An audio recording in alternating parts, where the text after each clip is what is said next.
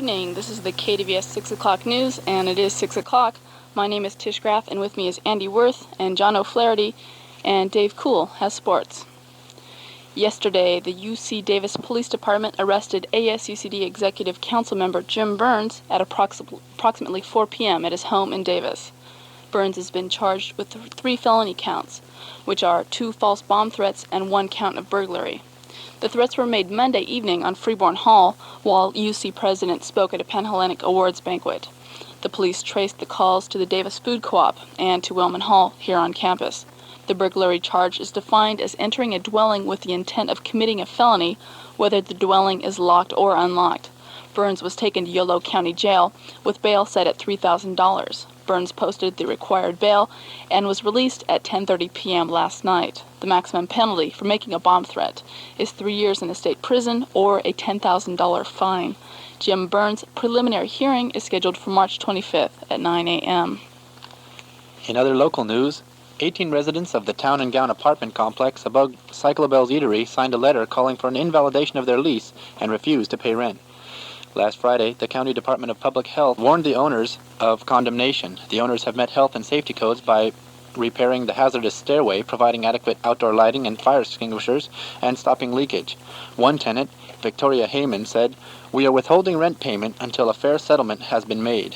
The manager, Sami Elajou, said he was going to give the tenants notice and take legal action. Yesterday, President Reagan warned that there might not be a 1987 summit meeting in Moscow if the Kremlin keeps raising obstacles to this year's summit in the United States. In a press conference, Reagan stated, "If it does slip through our fingers, I've got news for them. There won't be an 87 summit in Moscow." This comment was his strongest response to recent statements made by Soviet leader Mikhail Gorbachev that this year's summit should be tied to progress in arms control. President Reagan said that those who are against his aid package that would support the Contras in Nicaragua are indirectly supporting the communists. Democratic Congressman Michael Barnes of Maryland said he hasn't heard such nonsense from America's leaders since the McCarthyism era of the 1950s. Several moderate Democrats told Secretary of State George Shultz that they were furious with the president's remarks. Many congressmen showed their displeasure with the president through committee voting. 2 out of 3 went against the president. The Reagan administration is expected to ask Congress for as much as $4 billion to replace the Space Shuttle Challenger and the rockets that will be used to launch the satellites stranded by the tragedy. Although the exact amount is still being debated, a presidential task force is expected to present its recommendations to the president within the next week. Japanese officials donated $100,000 to the Concord, New Hampshire school where Christy McAuliffe taught. This would be to help continue the legacy of the teacher who died aboard the Shuttle Challenger. Astronaut Sally Ride said she is not prepared to ride the space shuttle for a while. Ride told reporters that shuttle flights may not be resumed for 3 years. Sally Ride is a member of the Rogers Committee, which is investigating the Challenger disaster. That committee has a public hearing set for tomorrow at the Kennedy Space Center. President Reagan says he will nominate former NASA Chief James Fletcher to return to duty as head of the nation's space agency. Tomorrow, students at 4 UC campuses will participate in a National Day of Student Action to eliminate nuclear weapons. Steve Parker of the UC Radio Network has the story from Santa Cruz. The National Day of Student Action is an effort to urge President Reagan to agree to eliminate nuclear weapons by the year 2000. Students want Reagan to accept the offer by Soviet leader Mikhail Gorbachev for complete mutual disarmament by the end of the century. Students at 35 universities across the country will participate in the Day of Action, including students at Berkeley, UCLA, San Diego, and Santa Cruz, as well as Harvard, Yale, and the University of Chicago.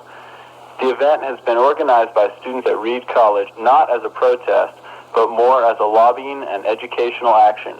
Ricky Blumenthal is the Santa Cruz representative to the UC Student Association. He explains what the students will be doing. Writing letters, educating your neighbors, talking to your friends, letting people know that this is going on, and trying to flood the White House with requests that Reagan respond to this very serious proposal. And the reason why it's not protest necessarily is that we're lobbying this individual. We're asking him, we're saying, look, this is why you should be doing this, right? 1, our lives all depend on it. 2, nuclear weapons represent a terrible drain on our economy.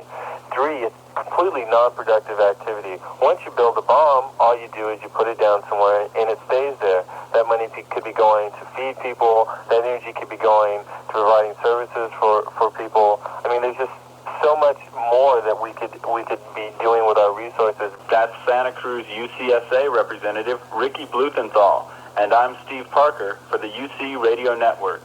San Francisco Mayor Dianne Feinstein toured a Jewish enclave in the occupied West Bank today and said she was impressed by what she saw of Israel's controversial settlement drive there. My impression was very favorable. Lots of people put a lot of hard work into a difficult area, said Feinstein to the Associated Press after her 2-hour visit at Ofra, 18 miles north of Jerusalem. Her day also included discussions of Mideast politics with Prime Minister Shimon Peres and with his right-wing rival, Foreign Minister Yitzhak Shamir. Feinstein refused to say whether she supported continued Jewish settlement in the territory captured during the 1967 Mideast War. Former President Nixon today called for a new era of cooperation and competition between the U.S. and the Soviet Union. "We are adversaries, but we have one common enemy, war," Nixon told a gathering of Los Angeles World Affairs Council in a rare public speaking engagement. Nixon noted that the Soviet Union now has parity with the U.S. regarding land-based nuclear weapons.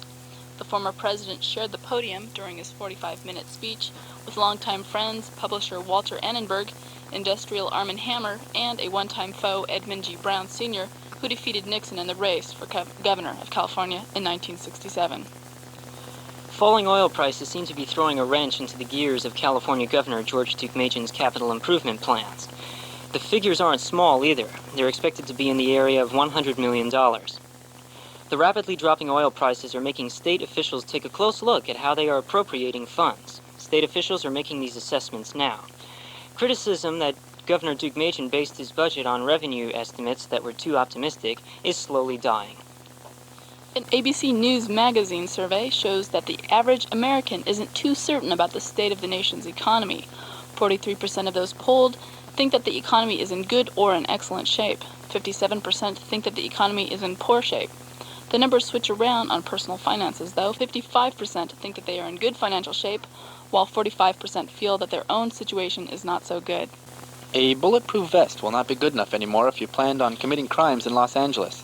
Police department spokesman said yesterday that police are being trained to shoot dangerous suspects in the head as well as the chest. Since last November, officers have been trained by firing 2 quick shots to the chest followed by a shot to the head. The reason for these new measures are that criminals have begun wearing bulletproof vests and some drug-crazed assailants aren't stopped by bullets in their bodies. LA police joined the FBI and other law enforcement agencies in this form of training. One of 5 runaway freight cars was automatically derailed at an intersection today in Colton, California. A railroad spokesman said that the runaway freight car plowed over an automobile and into a building, killing 3 people. The chain reaction accident, 60 miles east of Los Angeles, occurred around noon today. It all began when 3 rail cars loaded with scrap metal rolled off a Union Pacific siding and banged into 2 hopper cars standing on a Santa Fe track.